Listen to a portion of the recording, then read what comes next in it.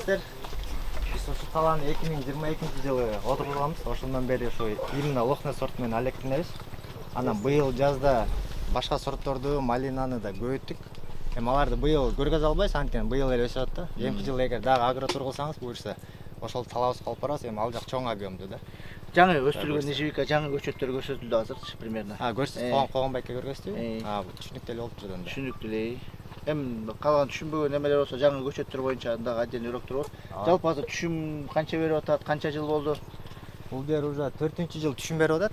1 гектар артында 50 соток.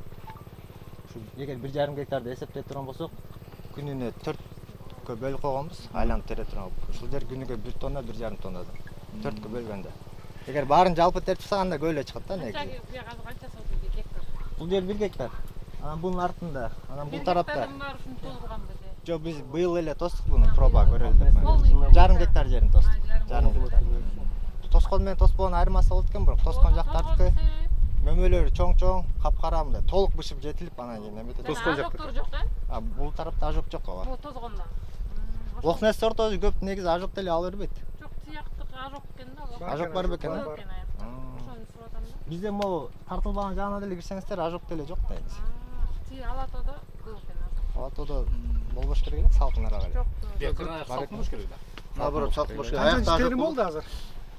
6-7 терим болуп калды. Лохнесте массага кире элексиңер. Масса билбейби уже? Кирдиңер да. Мага нижний час болуп калат да ошондо туурабы? Ооба. Кайсы күн, кайсы айда бышып баштайт экен? Июлдун 1-inde тердик. Башынан. Ага чейин июндун аяктарына карайгандар болду, бирок июлдан баштап уже теринге. Массага кирип калган койсаңар. Масса кирип калды. Негизи күзүндө амофоз беребиз.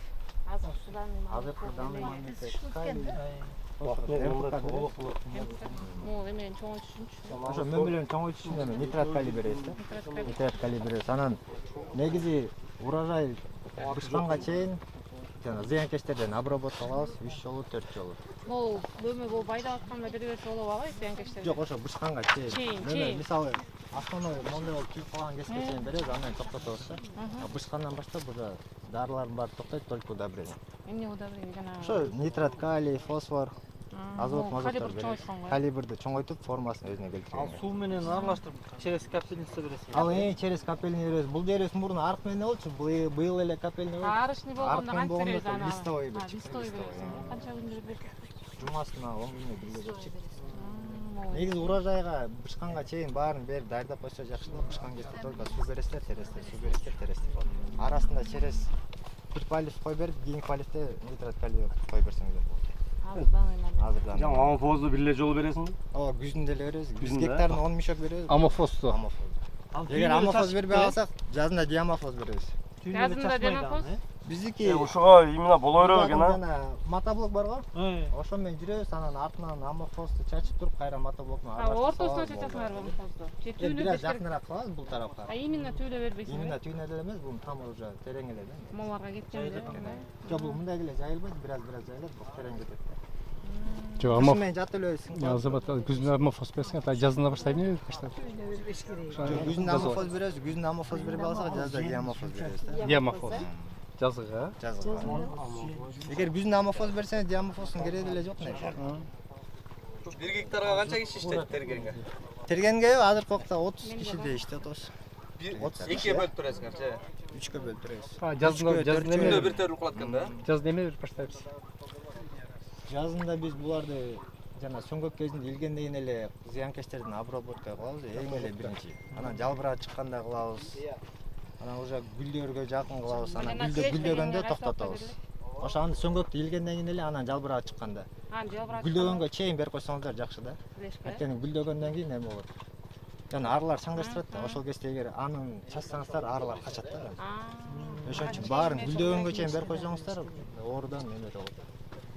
Жакшы сакталып турат. Обработка кылып кетсин. Түшүмгө эмне бересиңер ошо эмеге чейин? Түшүмгө нитрат калий беребиз, фосфор, азот, МПК деп коет, ошо МПК баары. Суу менен бересиң да? Суу менен беребиз ага.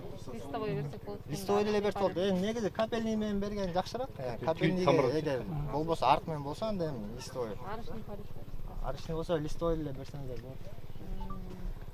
Жана клещтин дарысы долгоносовская жардам берет? ар кимиси ар кандай. Ар кандай. Ар кимиси ар кандай. Кээ дарылар бар бири менен иштейт. Ошон үчүн ар кимисин өзүнчө чачканга туура келет.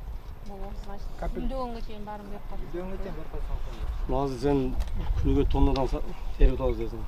Мына кетиш кандай болду жакшы. Кетиши быйыл ачыгын эле айтып жылдагыдан бир аз эртерээк арзандады да. Былтыр массадан толук киргенден кийин анан бир 100 сомго чейин түшчү эле. Быйыл массага кирип бир эле жатып 100 сомго түштү. Болду. Бирок 100 сомдон болсо деле Кардар аз жакшы элеби? Мындай Бирок алышы без проблема эле алып атат, бирок алышы бул өйдө жакта чоң Исмаил ата да Бектемирден чоң приёмкалар бар. Алар болбосо Белоцкийде жаңы завод ачылыптыр, варень. Алар койт канча тонна объем кирип атат. Вареньясы да, черешнясы да, вишнясы да. 100 сомдон алып аткан.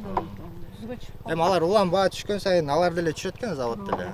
Эң акыркы баа ошо 100 сом болчу. Ала турган жер баары жакшы экен да баарынан. Сбыт маселеси бизди кызыктырат. Силерге эми баягы уже оско алдында көз көрүнүп калгансыңар да, клиенттер бар. Сбыт маселеси эми эгер товар жакшы чыгарсаңыз, бизден тиги Сокулук, Күнту, Кызыл Тууда сбыт кылгандар деле бизден заказ бере алат. Өздөрү машинасын жөнөтүп, ошондой кылышат э. Мен мисалы азыр 2-3 гектар кылдырайын атам да. Именно ошо ошондо мага проблема азап болот. Канча көбүрөөк болсун деп гектар тиксеңиз сиз аралаштырып тийиңиз да, эрте бышкандан. Ооба, ошо мен этап менен кылайын деп атам да. Анан малина, эгер болсо малинадан дагы. Вообще 5 гектар, ошо 2 гектар малина кылайын деп атам да. 2 гектар малинанын 4 сортун кылсак болду. Негизи элдер тиккенден коркот атат баасынан. Жылдагыдан баа ар башка быйыл малина жакшы болот атат. Былтыр малина 80 сом, 100 сом болгон, бул андан кымбат болгон. Жылда эми ар кандай болот да. Былтыр клубника арзан болгон, быйыл кымбат. Бардыгы болуш керек экен. Бардыгы болуш керек экен. Негизи коркпой эле тигиш керек. канча жыл болду эми? 4 жыл? 5-жыл болду. 5 жыл. Энди былтыр ушундан кандай алгансың гектарынан? Канча тонна? Былтыр 2025 24-тен 25-ке караган кышта биздики 50% үчкө алып кеткен. Ошол жерден где-то 20 тонна берген. А 2024-жылы биз 31 тонна почти алганбыз. Ал могу жерде гектардан э? Гектардан. Эмеси көчөттөн көчөткө азыр 1,5 метрде э? Бул жер аябай жакын тигилип калган. Биз эң биринчи тиккен үчүн бизде кандай аялда тиккенибизде бизге сунуштаган боюнча тигилген. Бул жагы 2, бул жагы 1,20, 1,30. Быйыл биз 9 гектар жерге отургуздук. Ал жактын баары 2,80ге 1,80. Жалаң трактор менен иштеп атабыз. Жанагы 9 гектар сеники. Эже малина ал жакта. 5,5 гектар эже малина, анан калганы жартысы малина, калганда малина болот буюрса. 2,80ге 1,80 дедиңби? 2,80ге 1,80. Мындайынан чүп болгонго мотоблоктор. Жок, трактор мындай эле жүрөт анан биягы женем болуш үчүн да. Эми азыр бутактар аябай көп келет да. 30га чейин 30 бутакка чейин чыгарып берет. Ону былтыр кескенсиңер күзүндө э? Булар кимде болгон? Могундан түшүндүрөйүнчү. Быйылкы көчөттүн баары мына ушул бутактардан берет бизге.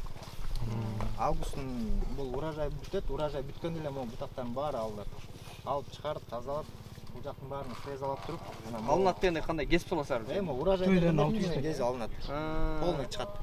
Быйылкы урожай бергендерди кесип салмай турбайбы? Быйыл урожай бергендерди кесип саласыздар. Жазында алсаңыз деле болот. Жазында алсаңыз просто эгер сиз күзүндө көчөт жаткыра турган болсоңуз, булар сизге мишелет этет үстүн чапканда. Биз сразу тазалайбыз да. Анан булардын баардыгын күрөкмөн терип туруп ушунча 1-2-3 жалбырак где-то көмөбүз күрөк. Бул жылкыларды? Бул жылкыларды. 1,5 айдын ичинде бул толук эле мондай тамбырда көчөттөр пайда болот. Анан күзүндө алам дегендерге күзүндө, жазында алам дегендерге жазында кесип беребиз. Мына кесилип турбайбы? Бунун башында көчөт болгон да. Анан буну илдик бул урожай берип атат. Жылда жаңылайт дейсиңби? Жылда жаңылайт. Алдыгы бутакпы же стол? Малинада эле. Ошо бутак стол да, Главный стол. Главный стол, ушуну Канча сантиметрден неметеси? Главный столду айтып коём да. Могу уже 1 жылда болуп кетти Мына ким көрсөңүздөр мына, биз жана главный стол чыгат го. Ортодо главный. Биринчиси э? Картаңы. Ушуну биз 60-70 сантиметрден кыскартабыз. Биз 60-70 сантиметрден кыскартканда ошондон этегинен мондай бутактар чыгат анан кышында үстүн жапканга жеңилирээк болот да. Главный столду кесип салыш керек. Главный стол. Алып тасташ керек экен да. Бизден жерде бар эле кезилген. Кезилбесе бул могундай бийик 4-5 метрге чейин кетип калат. Кышында жаткырыш бир аз проблемараак. Ошо жаткызышка эле дал э, просто бай Ошо жапканга. жаткырышка эле анан кийин А кеспей койсо деле болобу инсан? кеспей койсоңуз деле болот. Түшүмү кандай болот экен? Кессеңиз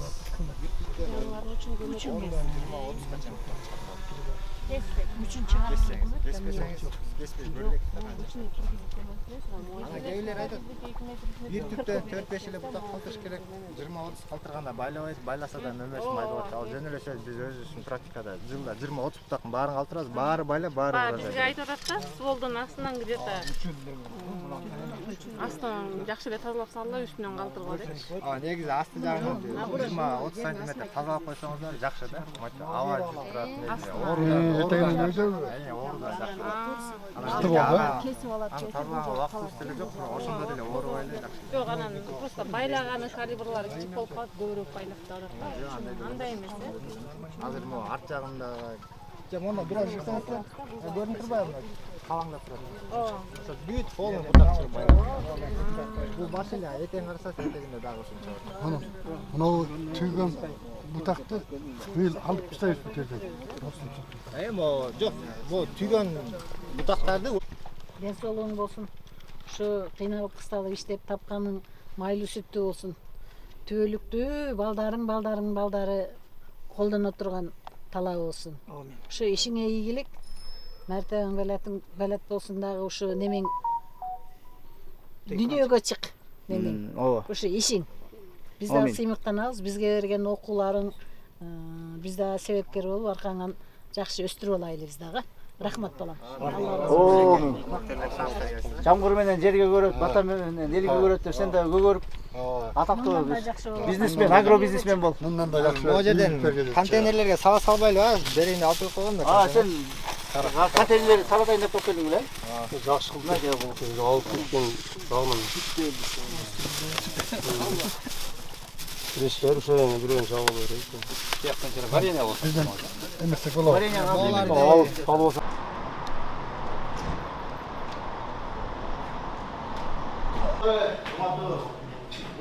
Меймандар кандай болду? Мындай ысыкта кичине салкында эс алып ал дегендер программа болду. Силер жарым саат, 1 саат отуруп бири-бирине таанышсын дегенде бул да программанын бир бөлүгү болчу. Азыр эми биз биякта берек бешкектерди таратып койгонго уруксат этиңиздер. Смотрю, удобрение химияга басмасам дагы азыр ушунда. Заводдун эле бул ошондой усиление бар, ошондой жакшы таасир. Бул болсо өсүмдүккө күч берет ошо. Сыңдап. Альфред препарат ысыкны супайга жакшы болот деп сыңдап. Муну менен бир экран кошуп жүрөт. Клубника болобу, малина болобу, любой өсүмдүк берет. Актара баскылам. Бул жерде бул дарына койып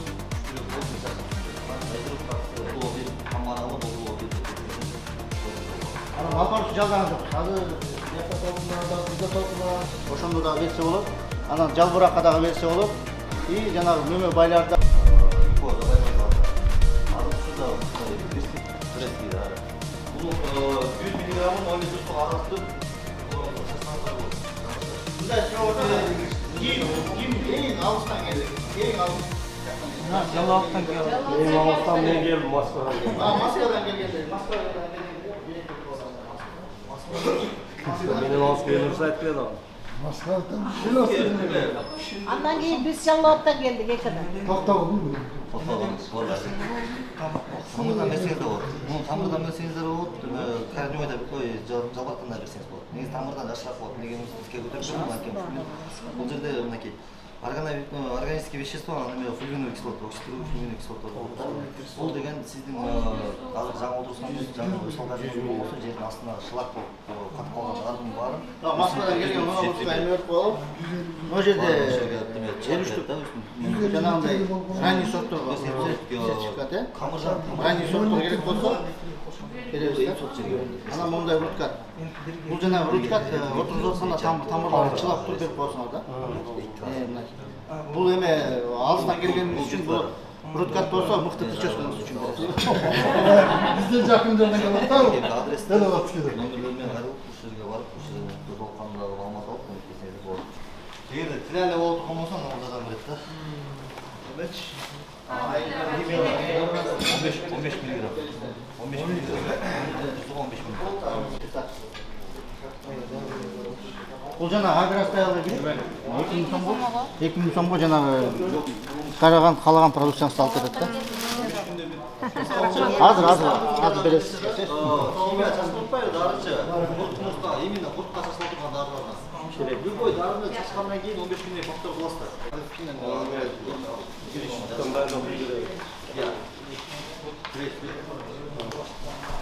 Ушундай бир 2 миң сомдук сертификаттар.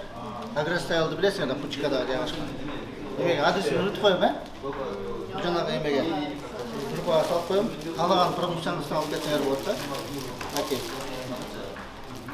Мындай кепкадан сиздерге футболка. Каталог. Каталог. Мындай каталог сизге алып берип берем эле. Мен сизге алып берип берейинчи. Сертификатын азыркылап алып кетсек болот да. Анан мен сизге жазып коем, ошону сүрөтүн тартып туруп WhatsApp группага кандай колдонуш керек экенин. Havada beş.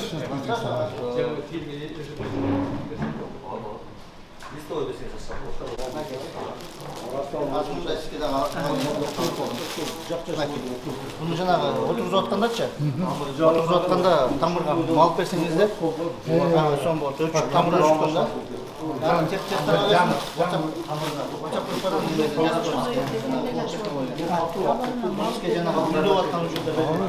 Bunlar da жазып коебуз. Азыр түшүндүрүү жолуп кетет.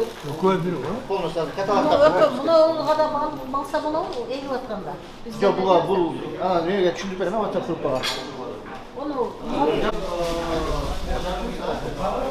Sizge жетсин? Жок,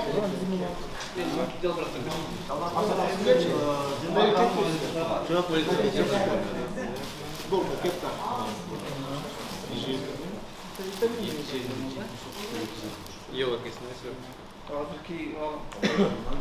Азыр ушундай заман болуп калды, кошунага кирбей турган. Эми ушунча адамды чогултуп, ушундай аш берип, тутуп, бар жокту маселени чечип, баарыбызды байытып, эме кылып атканыңа чоң рахмат сага. Бир элди бириктирип атасың. Сага ден соолук, бала чакаң, небере, чеберелериң күндөрүн көр. Биз дагы ушул сенин артыңан, ушул сен жетектеген неменин артынан, ушу биз дагы байлык көрөлү, биз дагы неберелерди багалы. Сага ден соолук, бала чакаңа, ата энеңе, баардыгыбызда ден соолук болсун. Аллах.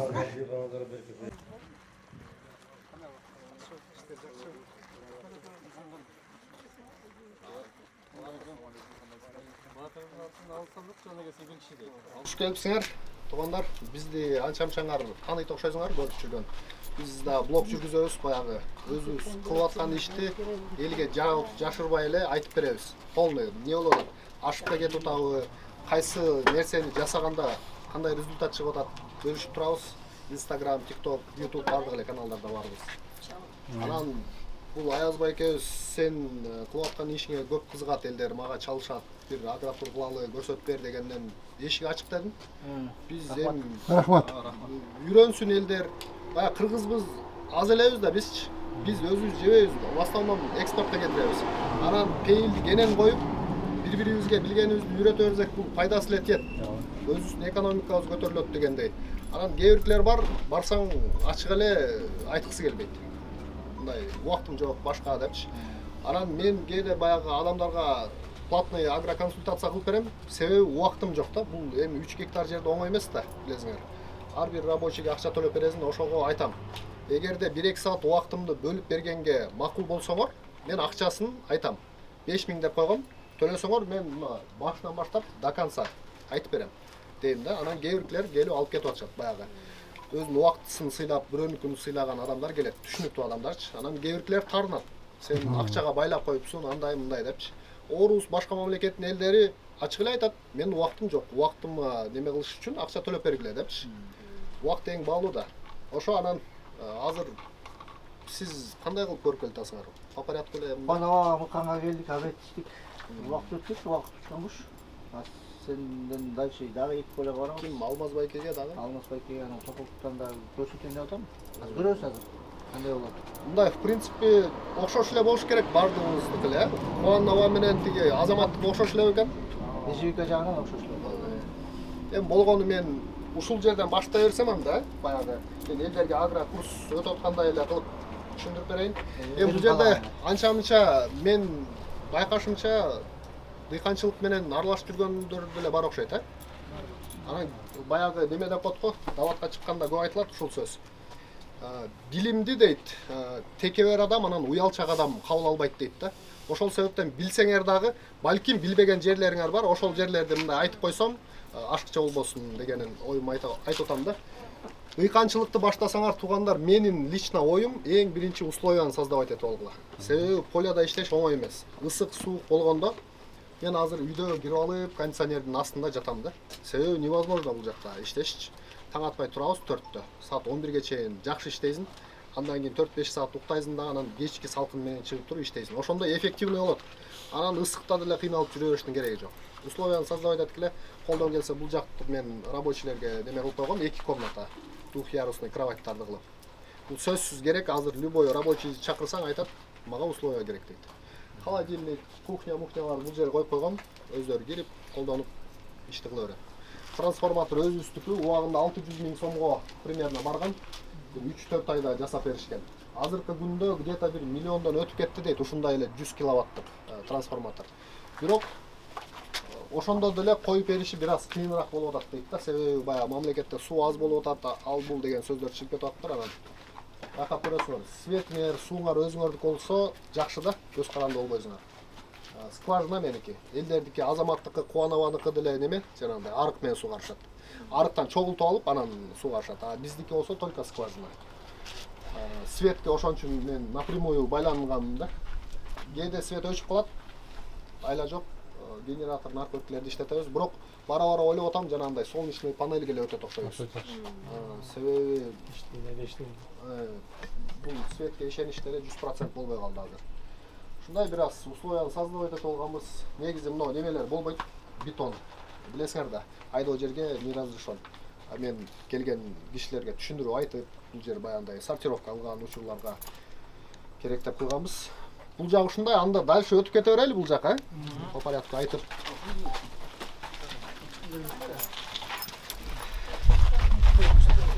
Суроолор болсо, деме кыла бересиңер, мен жооп берип четинен кете беребиз.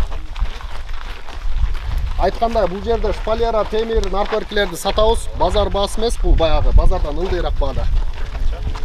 Например, ушулар азыр 280дан айланып атат. Мен баягы сурайм да, темир саткан жерлерден бир 30 сом, 40 сом ылдыйраак жүрөт. Так, эң биринчи мына клубникадан баштайлы. Клубниканы мына бир жума болуп калды отургузганыбызга. Бул жаңы неме да, көчөттөр. Бирок бугорлору эски эле, былтыркы эле. Алмаштырган жокмун, себеби акча көбүрөөк кетип калат. Анан былтыркы бугорлор жакшы эле жыртылбай турат. Ошол жерге кылып койдук.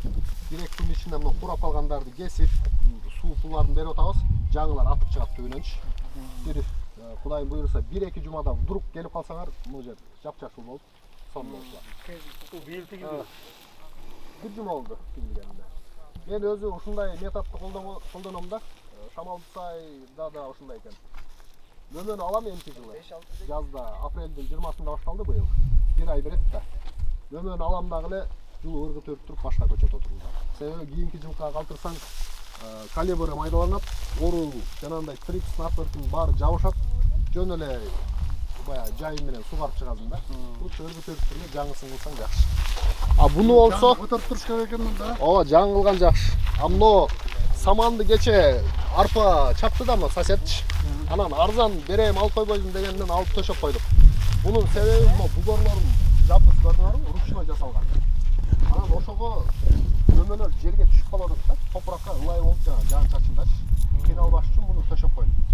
Анан дагы бир плюс жери ручной жасаганбыз. Мына ортосу кичинекей көрдүңөрбү? Жакын, э? Мына жер азыр ашып кетсе бир 35 соток да, бирок 1 гектардын нөмөсү жатат. 20 000 көчөт киргиздим. Жерден эконом да эми. Бул жерден 1 гектардан алган нөмөнү алам, Кудайым буйруса. Плюс ошо отого дагы саманы.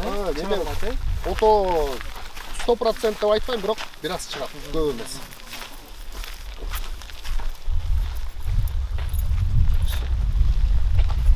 Эмне сорт бул? Кандай сорт? Бул Чебот деген сортту тиктик. Жана Бекчоро деген таксырды көрүп каласыңарбы? Ооба. Ошол таксырдын көчөтү. Кебот деген мындай экен да, калибры чоң, бирок даамы жана Митсунового окшош берет.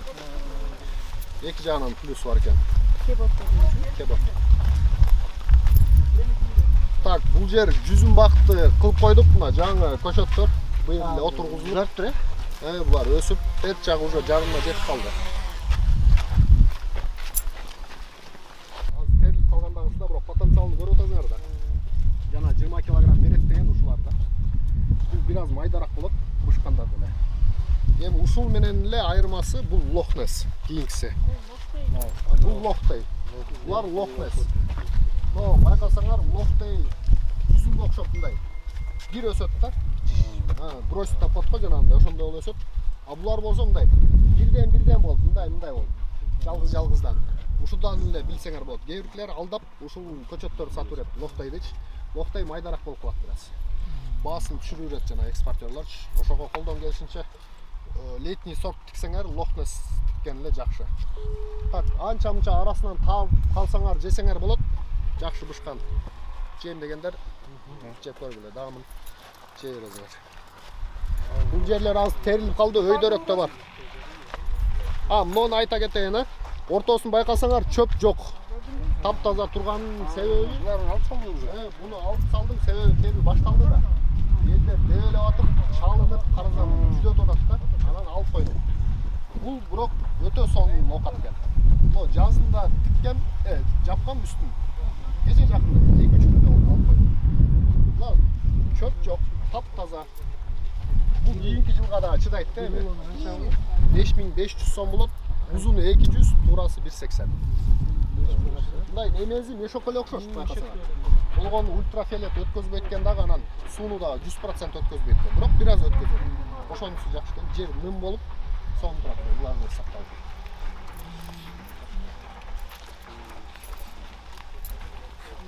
Арасы канча? Но араларын айтып берейин, общий. Туугандар мындай. Могу жер негизи 2 метр. Кээ бирки могу жер, например, 170-180 болуп калышы мүмкүн. Ушул жерлерди неме кыласыңар? Колдон келишинче 2,5 же 3 кылганыңар жакшыраак болот. Ширинасы. Себеби аз силер мындай мен тула кылып койгондо келип атасыңар да. Бир жума мурда келсеңер, могу жер токой эле мындай бири-бирине кийилип калган. Анан байлатып элдер келеткен кой, немезде келтирип коелу деп, мына 5-6 тонн эле бир байлайсыңар дагы, тизимге илип коесуңар. Болду, мыналар эртең эле чыгат кайра элечи. Лахнес. Анан мыналарды байкагыла, бул ооруп калгандар, көрдүңөрбү? Бул эмне болуп атат? Мына именно чекедегилерге суу жетпей калып атат же эмне болуп атат? Ушул четтегилердин анча-мынча байкасаңар ооруп калган. Атак бул жагы сонун. Витаминдерди ошол мен немеден чыгарам полный, түрү көп да, убакыт сааты менен беребиз. Азыркы күндө суу эле берип атам. Буга чейин жаздан баштап берип баштайм да. Эң эле биринчи жана Күндөгөнгө чейин бердим да. Күндөгөндөн кийин да бердик. Мөмө коро болот го. Мындай коро болуп калганда биз көбүнчө жанагындай белый жемчуг, кальций, калийный немелерди берип аттык көбүнчө. Ошондой убагында, андан чоңураак болгочо, өзү андан чоңураак болгондо уже мындай болгондо бербейсиз. Жок, мындай болгондо уже бербейт эле. Биринчи эле эмне берип атасың? Я, Биринчи эле жана жаз чыкканда айтып атам. Диамофоздон чачабыз жерге. Диамофоз десе элдер көбүнчө мунун үстүнө чачканга неме кылат? Мындай деле чачып кетсеңер болот. Мына четине мындай чачып, бул жагына деле чачып туруп, жанагындай неме бар го, мотоблок же болбосо фрезач. Ошо менен жүрүп салгыла, ал не обязательно тигинин жанында туруш керек. Жер менен уже неме болот да, аралашат. Анан жаан чачым болот, суу келет. Ошо менен эле өзү тамыр таап алат жанагынычы. Ошондой, мына анча-мынча бышкандар бар экен. Келиңиз. Остойт. Массага кире элеккенсиң, Жок, массага меники. Мен элдерге тамашалап айтпам. Силер сатып бүткүлө, анан кийин мен сатам. Басы көтөрүлсүн деп. Басы көтөрүлгөндө. Могу бир эмени айтпай кеттиңиз бак. Нени? Көчөттүн аралыгы. Бул Силер сурай бергиле, мен айтам. Мына могу жер, короче, 1 метрден болуп калган. Көчөттөн көчөткө 1 метр болуп калган себептен могу жер мындай жыш болуп калган, көрдүңөрбү? Бул болбойт. Эми бул баягы бирөөнү күнөөлөп эле коелу. Ушундай тик деп айтканда эми билбейсиң да убагында. Азыр мен айтам элдерге, 1,5 колдон келсе 2 метр кылгыла. Себеби бул деген жана веер деп бар го мындай шамалдаткан. Ошондой болуп туруш керек да. 2 болсо жакшы болот. Жөөктөн жөөккө 2,5. Колдон келсе 3 кылгыла. Азыр мына жерде бир 3 метр жерим бар, ошол жерди көрсөңөр. дейсиңерби? Болбойбу анан 3 метр бул койсок өтө күнгө анан ожог болуп калбайбы? Аразы чоңураак болуп калса. Жок, ал мындайда деле болот. Негизи ожогко уже ошого өтөбүз, үстүн жабабыз. Уже Италия, Европа полный эле жабат. Биз качан уже товарыбыз өтпөй алганда 1-2 жабат, анын көрүп туруп анан жабабыз да. Так что кийинки жылы жабабыз Кудайым буйруса. Канча? Бул жагы 55 метр. 55. Анан элдер жана Кубанованы көрүп калдым стористе. Шамал жөнүндө сөз сүйлөп атыптыр. Шамал бул жактан келет бизгечи. Ошол себептен да ушундай ряд болгон. Себеби шамал бул жактан келет да, мына ортосунан жел жүрүп туруш керек да. А если мындайдан тийип койгондо мага мындай удобный эле да, узун бир эле жүргөнгө. Анда эки чети жакшы өсөт да, ортосу бышып кетет да. Оору суркоо полный патогендер ошол жакта чогулмак. Бүгүн терип атышат, жарым уже сатылып кетти. Азыр терилип неме кылгандар, мына буңгу ачылып калган экен, мына күйүп калды бир аз. Күндө канча терилет? Азыркы күндө где-то 200-250 килограммдай. Масса болуп аткан анчадан тердиңер бул? Масса болгондо мына бир картадан былтыр 1 тонна 700 тердик. Бир гектардан. Бир картадан. Бир карта деген мына жөөктөн Бир рядтан. жок, ушундай рядтан 15 бар менде. Ошондо канча сотук болуп калат? Примерно 15 соток. 15 сотуктан канча алып атасың? Алдыңар. Бир күндө 1 тонна 700 тердик былтыр. Зор. Себеби былтыр мен Аяз байке тартып кеткен, силер деле көрсөңөр керек. Агып калган. Страшно болгон. Анан быйыл азыраак. Анан элдер үйдөгүлөр деле айтат, көз тийип кеттиби деген сөз бар го кыргыздачы. А мен эми ал деле болушу мүмкүн, бирок эң главный нерсеси үстүн жапканда былтыркы жана мурунку жылкы клубниканын агроспаны бар эле 40 ошону да аралаштырып жабылып кетиптир да. Кийин күн чыкканда билинди да жанагы немесичи, тонкость. Карасам бирөөсү көрүнбөйт жакшы эле, а бирөөсү болсо явно эле көрүнүп турат. Тонкий экен. Кармалап көрсөм эле тиги 40 экен. Именно ошолор, үшүк алып кеткендер ошондой болуп калат. Курай болуп. Анан көбүнчөсүнүн үстү көрдүңөр, полностью мындай неме болуп кетти дагы. Үшүк алып, асты жакшы болду. А вот үстүлөрүн алып кетти. Ошон үчүн азыраак. Ошон үчүн кышкысын агроспандан жабышыңар керек. Бул ушунча мээнет кылып, баарын кылып туруп анан агроспанга келгенде көбүнчөсү чыдабай коюп атат. Бул силер мындай артка кеттиңер деген сөз. Агроспанда Бул именно магний менен темир экөөнүн бирөөсү. Обычно темирден чачсаң, если норма болуп кала турган болсо, значит темир болот. Если анда да жакшы болбой аткан болсо, уже магнийден да бересиңер. Эки немеси бар. Полисту бересиз. Полисту берсеңиз эле неме болот? А главный калибрларды кесесиңерби, силер кеспейсиңерби? Жок, мен кеспейм. Бул ар неменики ар кандай жана дыйкандын методу. Мисалы үчүн азамат, 50-60 болгондо эле кесепкен. Кессең, бул деген мындай да. Колдору чыгып кетет. Вот ошондо даана жүдөйсүң да. Мен лучше буну кое берем. Кое береле, канча бутак чыгат. Здоровый бутактар да. Анан кое берем дагы, кийин мындан көчөт чыгарам. Баарыңар эле билип калдыңар да, мына башын эле көмүп койсоңор көчөт чыгат. Болду, анан кийин кыркып коем. Тарс эле. Жазында, кыйдыганда. Жок, ошо көчөттү алып аткандачы. Алып атканда. Көчөттү алып атканда эле кыркып коебуз күзүндө. Болду, анан мына жер, например, 170, 175 болуш керек. Ушуну да азыр түшүндүрүп кетейин. Өйдөрөктө бар. Мындай бийикти кылыштын кереги деле жок экен. Азыр тиги жакка алганда түшүндүрүп берейин, мына тынын деле кереги жок. Себебин да тиги жерден түшүндүрүп берейин. Мына мисалы үчүн муну ошо кестиңер күзүндө. Муну кандай жеп атасыңар муну? Муну жаткызабыз. Чеч байланган жеринен чечип туруп жерге жаткызыш керек. Муну эскилерин кыркып алып салабыз. Жаңылардан эле бир 5-6 калат да. Ошону мындай бир гүлдөй кылып байлайбыз дагы. Бул жака жаткызабыз. Келип туруп бул жатпайт да, секрет. Жанындагынын бутуна байлайбыз. Аны тигинин бутуна байлайбыз. Качпаш үчүнчү. Ошентип арка болуп калат да. Анан аккуратно тиги менен жаап коебуз. Болду. Анан эң аяксын каяка байлайбыз дейсиңер го? Эң аяксын бери кайрып койсоңор болду. Канча андан калтырып атасың? Незин? Канча чыкса ошону калтырам. Баары теңлеби? Ооба. Агроспанын плотнойсу кайсы? Агроспанын 60-тыгын жапкыла. Колдон кезде 80 дагы жакшы, бирок 60 болот. Мына могу жер 3 метр деген жерим ушул жер. 3 метр кылсаңар ушундай болот. 3 метр. Ушул жер 3 метр. Ушундай болсо желем болуп, трактор менен да кирип кетесиң, жана мотоң менен да кирип кетесиң. Арасы 1 метр кайра эле. Бул жер негизи неме болбош керек эле. Бул жак малина болуп кетет дегенден ошо Кубаныва бизге көчөттү берген да. Неме депчи, подарка деп эле берип салгандан тигип салганбыз. Ошого бул жакта эже малина болуп калган. Но эми көк пакеттерде эмне берип атасың? Кайсы? Бул коколи да. Бул коколи кече жана немелерди чыгарганда баягы мыктарын чыгардым да. Бул мык ошол жанагыга кошулуп берет 5500 деген. Мына бир жумага жетип Жерге салган. Жерге сайып койсоң бул нолор чыгарбайт экен. Бул өзүнүн немеси бар, же кол менен деле бассаңар кирип кетет, чыгарбай турат. Сонун окат экен бул. 1 гектарга канча рулон алдыңар ошондо? 1 гектар эмес, могу жер 50 соткага меники 13 кеп тапшайт по-моему. Узундугу канча солдуңар? 55. Мынаке туугандар, бул жаңы немеси быйыл эктим да, кече жазында эктим. Булар лохвес тоже. Мына көрдүңөрбү? Могу жер 1.60 азыр. Высотасычы 2 метр эле тетип өзүмдүн темирлеримди каттык 40 см. Мына 1.60 да. Мен неге тетигиндей кылбагыла деп атам. Бүгүн эле видео тарттым, чыгарам эртең. Жок, мына бийик болот го, мындай. Мен араң жетем да. Могу жерде азыр кыздар бассейнге түшүп атышат. Алар вообще эле жетпейт. Карабайт да кал жактычы. Элдин артынан жаман көрдүңөр де терип кой деп жүрүп өзүң эле тересиң аягында. Ошон үчүн анча бийиктен кылыштын кереги жок. 1.60 кылгыла, эже малинаны бийигирээк кылып койгула. Бул өзү мындай салыңдашат. Мына бул жерден терезиң. Экинчиден мөмө жиш болуп кетпейт дагы, булардын калибрына иштеп койдуңар да. Калибр чоң-чоң болот. Лучше бул жерден тердик эле. Анан кийинки жылы кылам, мына түү жиш болот го. Ошону где-то бир жана малинаны тазалап коебуз го астын. Ошолорду эле тазалап салбасаң, астындагы элдер мындай эңкейип отуруп мындай ачып тербейт. Элдерге мындай выгодный да, мындай терип кете берген жакшы. Астын тер, үстүн тер деп жүрүп чарчайсыңар. Ошон үчүн ошондой.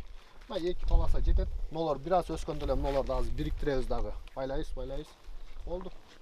Эч кыйынчылыгы Мен байлабайсың да, мына байлабайсың калат буну ола. Жок, байлайм эртең. Себеби бул жерде жүрүп анча-мынча чөптөрдү тазалап.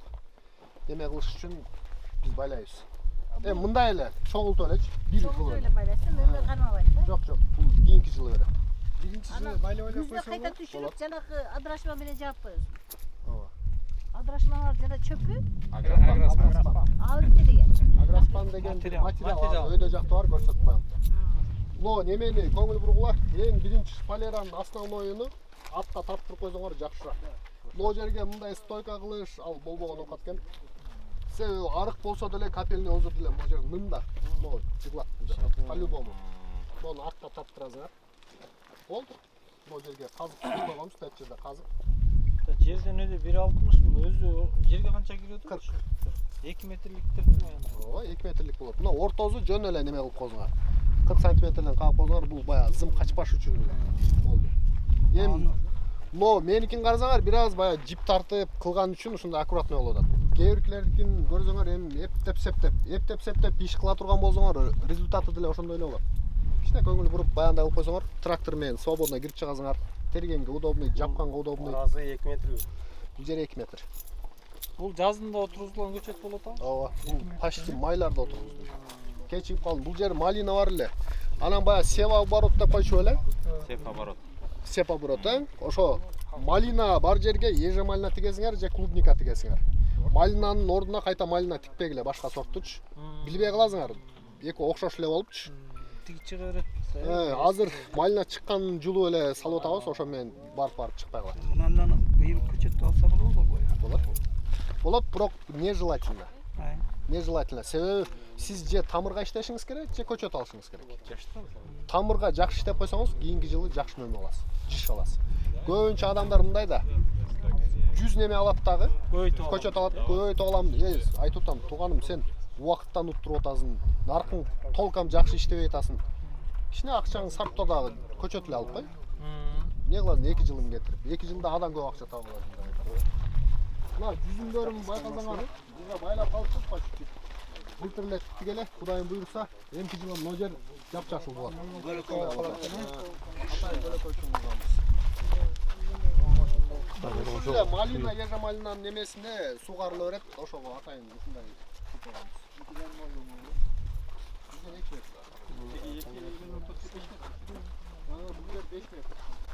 Бизден 20 күн алдын.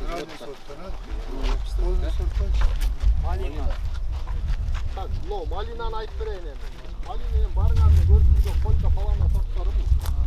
Атайын ушундай ишке кылганбыз. Былтыр жыш болуп эле жатчу элем, о жерден киши басып өтө албайчы. Мындай карасаңар аккуратный көрүнүп атат, туурабы? Өздөрү деле здоровый. Бирок в любом случае жанагындай ожог алат экен. Ошол себептен могу жерге ниет кылып атам эми мындай столбуларды кылып, жайын тартыпчы. Чоң акча керек да бул жерге. Бул элдики уже бышып, массасы бүтүп атат. Меники эми бышат. Эмнедир ошо силердики кечирээк. Мен атайын ошондой кылгам, себеби эме кылганбыз. Элдер сатып бүтсүн анан биз сатабыз. Элде болсо анан бизде болот деп туруп. Стратегический ход дейт. Ошондой. Малина ушундай эле. Анан малинаны караш үчүн эме кылгыла, сөзсүз жукарткыла. Ушундай жукарып туруп анан астыны желательно 30-40 см жалбырагын шыпырып салгыла. Мына мөмө бөл электечи, жана чоңой өскөндө. Түйлөнбү? Түбүнө жалбырактарын полный алып салгыла. Проветриваться этип, анан ото чөптөргө дагы жакшы болот алганга. Эмне септен кечирээк болот? Жок малина экен да булар. Кандай десиң? Эмне деген кеч болот аста, элдикине караганда кечирээк кесиңер. Мен 40 салгам. 40 салгам, ошого кеч болот да. Күзүндө сентябрда сөзүлгөн болот да бул. Ушундай бул жак. Анча-мынча мына быша баштады, көрсөңөр. Ожог уже алып атат.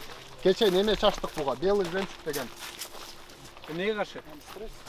Белый жемчугтун өзүнүн немелери бар. Эң основною бриксте под сахарности көбөйтөт. Урожайности көбөйтөт, анан мына күйүп калып атат го. Бул значит күйүп калганы ошого туруштук бере албай атат да, күндүн ысыктыгыначы. Ошого да иммунитетин көтөрөт.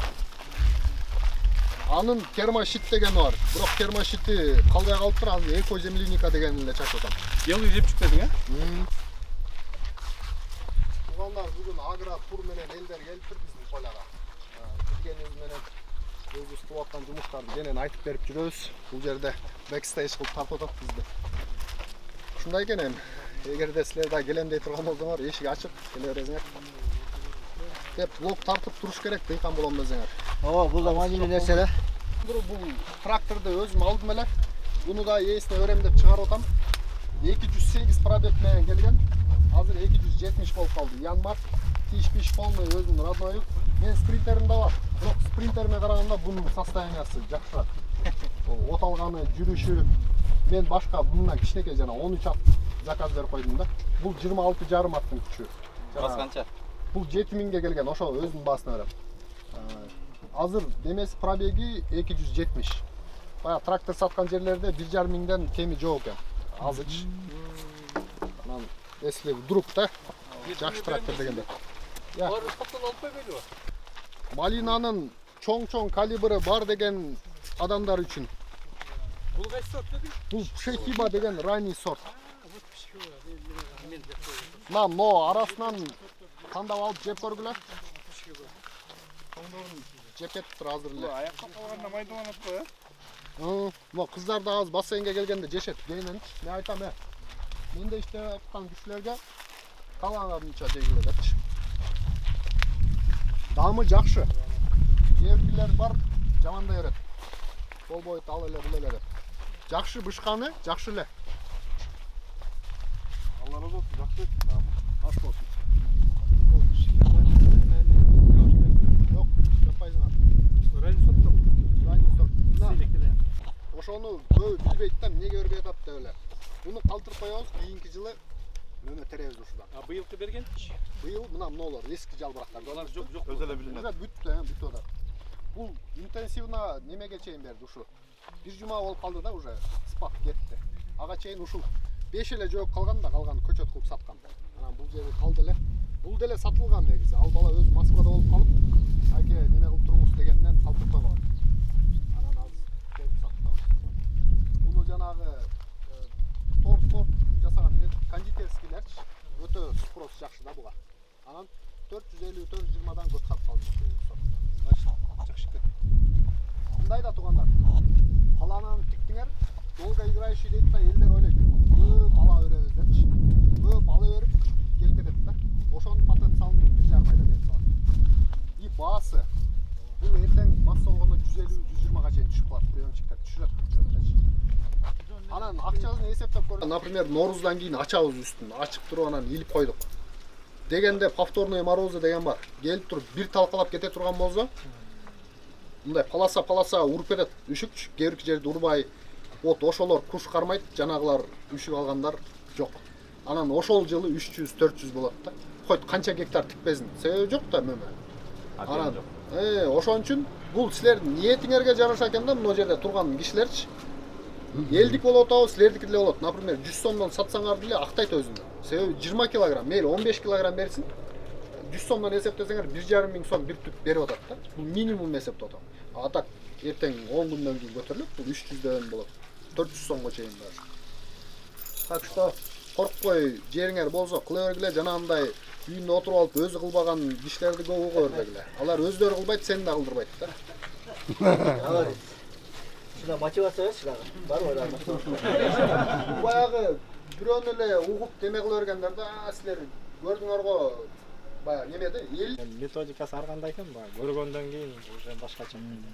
Мотивация да кайра. Силер может быть кийин дыйкан болуп кеткенден бакыттан деле ашып кетиши мүмкүн. Методика, технологиясы боюнча. Бирден алып кетсе, бияктан. Малинага да, ежевикага да. Мен ошол алайын деп аткам, негизи удобный. Банкада сатылат, фартукта сатылат. Кыскасы менде жана подписка кылгыла дегеним себеби мен өзүм неме кылам да. Дыйканчылыкка эмнени иштетип атам, ошону эле чыгарам. Мындай кылып атам десем эле өздөрү жазат. Мага да. Анан мен издейм арзан жеринчи. Анан бир эле жерге коюп коем. Келет дагы банкасын алат, фартук. Дары берип аттың эле го, дарыңан бербейсиң деп. Тигиден бербейсиң, темирден бербейсиң деп эле алып кете беришет. Ошон үчүн айтып атам, блокту жүргүзгүлө. Анан жүргүзгөндө дагы мындай туура жүргүзүш керек да. Жана музыканы коюп коюп эле анан мына деп тартып жүрө берет го. Сөздү чоюупчу. Бир күнү бир клиент көрүп жүрүп анан доверие деген нерсе бар.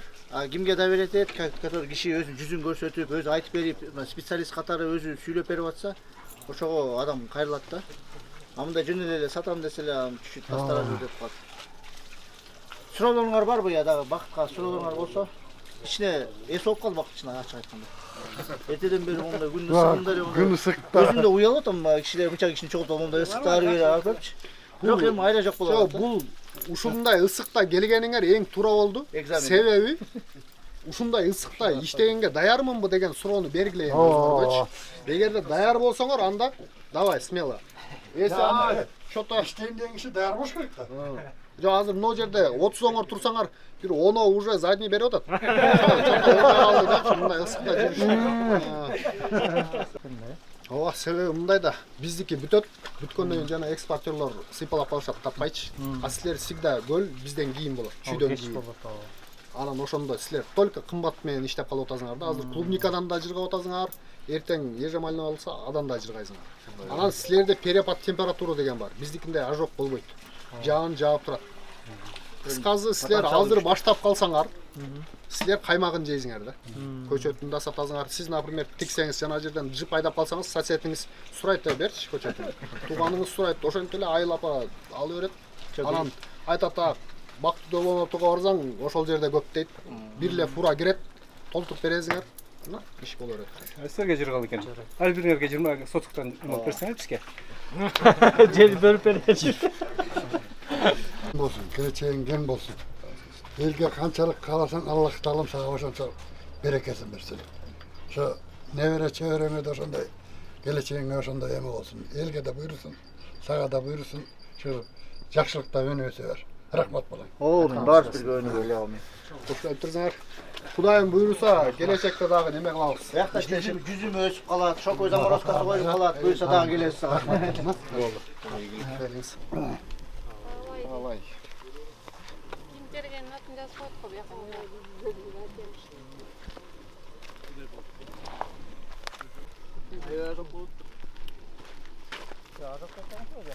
Чыгарганда ушу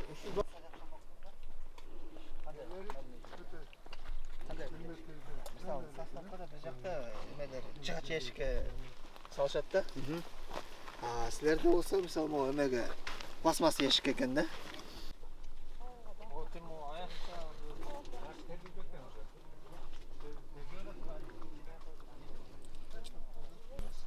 Силердин демеген бизге айтпайсыз болот да. Ушул нерсени ошош керек да, го. Мынакей. Жакшы. Алла разы болсун. Заказчиктерибиз 2 килограммдан окшойт, 2 килограмм. Бул астынан чак. Астынан. жалбактарсың. Аза 2 килограммдан ичинде. Күндө тартпайбыз. Дәреже карач, карас. Чүңгөр белекели.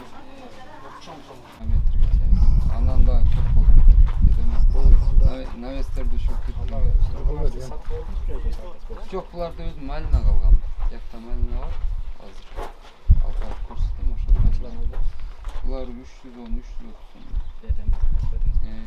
Сосновкада жигиттер коет ошол. Мына жыл кандай ектига биринчи жыл. Биринчи жыл эккенде көнбөйбүз, Жок, биринчи жыл быйыл күзүндө эксеңер көнбөйбүз. Эчтеке кылбайсың. Тигип коебуз болду.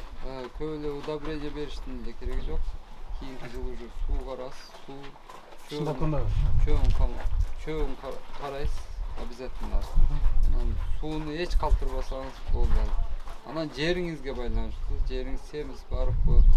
Анан анализдерин тапшырып, pH'тарын текшерип коюш керек. Анан суудан дагы. Баягы кээ сууду бурут этип чыгарып атпайбы? Мөңгүнүн суусу эмес, жерден скважина чыгарганда анын кээ бир суулар шор. Ошолорду эгер анализ чыкса, уже витамин бериш керек. Шор болсо болбойт экен анда. Витамин суусу бериш керек. Тоонун суусу эчтеке болбойт, Тоонун суусу эчтеке болбойт. Мөңгүнүн суусу наоборот бышык. Сиздики кичирээк экен, тракторуңуз. Тракторуңуздун суусу чыгат. Ушул 2ге кире аламы? 2ге кире. Ушул кире.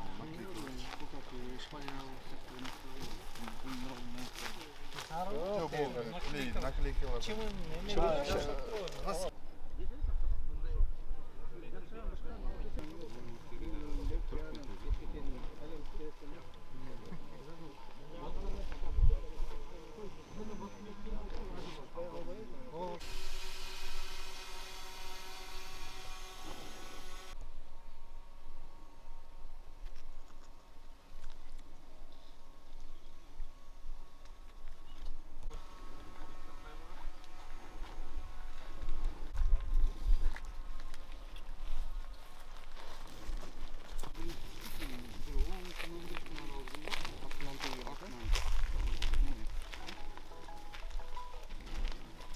Бул Лохнестен кийин пишат да эми.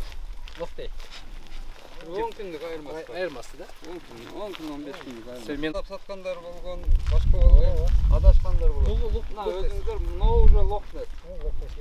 Биз осыйга сеңиздер болот. Кече терилген уже бышып калды да. Эме экен, Жер таштак. Сону карайт кесер. Аккуратно, Аккуратно карайт кесер.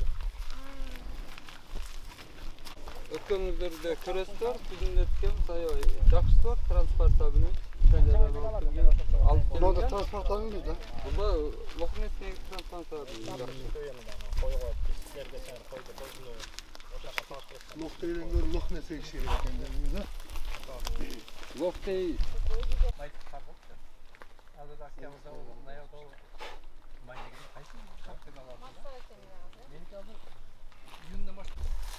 даже өкүнүчтүү деле эмес, 100 сомдон деле актайт өзүн направо.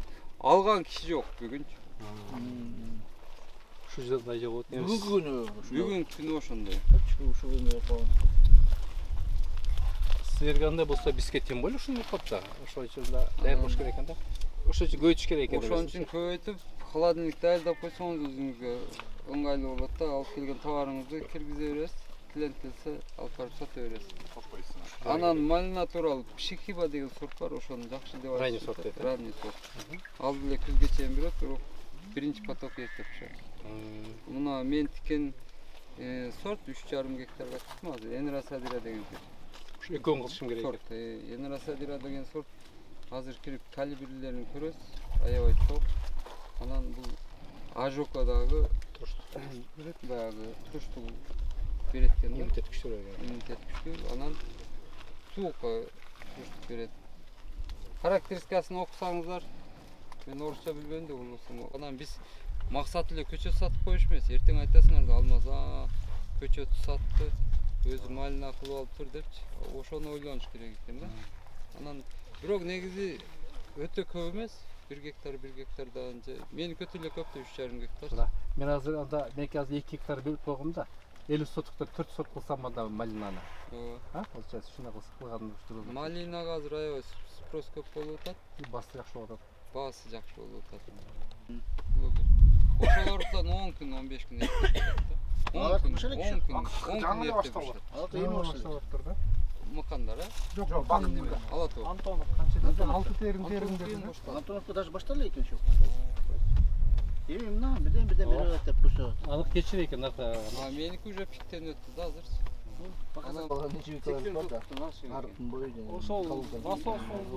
Ошондо тазаланат. 1 күн күйөсү да. 1 күн кыйналат, сартырып. Кийин уже неме бере берет да. Кийинкиси уже анчалык кыйынчылык. Карап, планаган аябай катуу ажок алыптыр.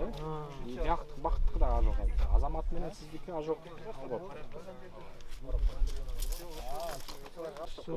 Bunu yemeden alış gerek yok. Böyle koysun.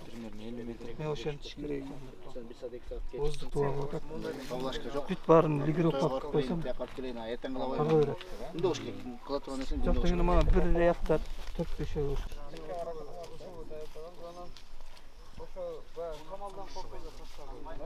Ошондо жүдөбөйсүң, какабайсың жана кийин жылга да сага жарат. Мен ылдый жагынан уже меники бойлор ушундай эле болуп калды. Ушундай эле болот ушундай. Иш керек. Анан түйнөм анда шактап кетти да 5-6дан шактап. Күзгө неметсең мынандай болбосо эрте жазда калтырып койсо деле болот экен да. Калтырбай эрте жазда кылсаң сөз кылып салышың керек да. Андай эле. Курба. Атылды ошол. Мисалы бирөөгө отчет берсең, анда жазып эсептейсиң. Метри канчадан мунун? Мунун метри 12 сом. 12 эле. 12 сом, жок, быйыл 13 сомдон алам мен. Так 14 сом, 13 сом ошо. Бул 50 метр.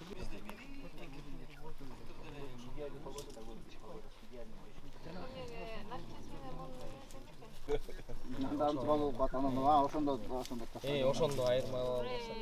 Так өзүбүздүн жеп көргөн менен муну жегенде айырма. Бүгүн кечеде эле кыйналбай сатып алдым. 23 болгондо 40 та, 40 метр. 40ка 100 болгондо ошондо 90 болуп калат агы. Тойгон болушу мүмкүн, сен ошонтун Жетишилеге дейм. Жетишсе жыйылып кетти. Аны алдаш керек жок да, эл көрүп турат да. Азыр мен айтсам, Берде кайсы жерде жакшы съемка? бул жерде жок. Бу жерде мына Беловскийде кыргыз продукт бар. Ал деле частный болуп кетет, бирок кет кылсаңыз болот да. Мисалы өзүңүздү да, өзүңүздү. Бир жума жуунбай коюңуз, эмне болот? Өзүңүз деле бир күн өзүңүз. Ой, араң жүдөп отуруп, аны эсептеп коюңуз, эмне кыласыз? Бул деле өсүмдүк, бунун деле убалы бар, бунун деле уход кылыш керек, караш керек. Подкормкалар бериш керек убагында. Анда кылбасаңыз сиз уже карай албайсыз. Либо эле өсүмдүк болобу же азыр көпчүлүгү мына сиздин немеңизге жооп катары айтайын. Арашаны бизнес.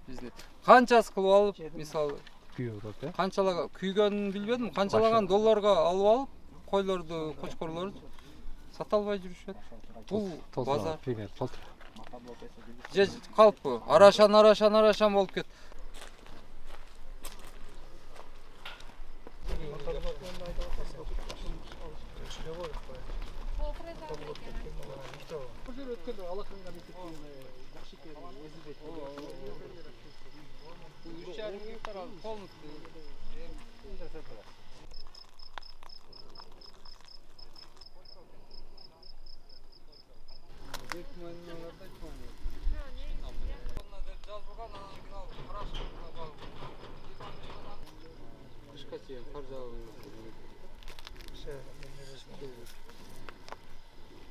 Көчөткө эле чыгып калды го.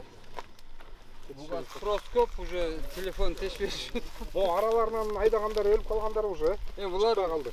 Булар чыкпай калгандар. Биринчи, экинчи жыл кийин уже жетише албай каласыз. Ортодо могу чыгып кетет. Та түшүм алам жакшы неметем десеңиз, биринчи, экинчи жылы ошентип неметип койсоңуз. Муну жакшы каралган үчүн уже көчөттөр чыгып атат. Бул күзгө чейин сууну эле берсең чыга берет астынан. Бул да көчөт экен, а? Жок, бул өзүнүкү, муналар көчөт. Ошолор кырып атканда бирдеке бердиңизби? Мен 40 салгам, общий муну 3,5 гектаргачы. Ар бир түпкө же общий? Жок, общий. Трактор менен чачтыргам, бирок тигилгенден кийин диамофос бердим. 20 сантиметр аралыкта. Диамофос берген үчүн мына диамофос пайдасы жерди көрүп атасыздар да, жумшак. Жер жумшак. Диамофосту мен 20 сантиметр бербейли. 20 сантиметр неметсеңиз, эми ал биринчи жылы мен так азыр 50-60 граммдан бердим. Ошону быйыл 100 граммга көбөйтөм. Бир түпкө? Бир түпкө да эми. Кандай мындай чачып атыптырбы алзыраак кылып туруп, кандай кылып атат? Астын эле казып туруп ручной. Түйүн эле коюп. 20 сантиметр аралыкта. Ошол диамофостун немесин окусаңыздар, эффектин жазылган алдында баягы витамин, микро-макро элементтер көп да. Селитрада эмес да, мисалы. Бул жерди жакшы иштетет, жердин катмарын оңдойт. Анан кийин диамофос эле жазда эле берилеби? Күздө берилет. Себеби бул амофос. Амофос күздө. Диамофос жазда. Диамофостуку 6 айда, мисалы күздө берсеңиз уже как раз февраль-марттарга уже күчүнө кире баштайт да. Меңиздер анда. Жакшы турмайлы. İşinizlerge bereket. Келип туруңуздар. Ананы канчадан алдым дедиңиз? 300 сот.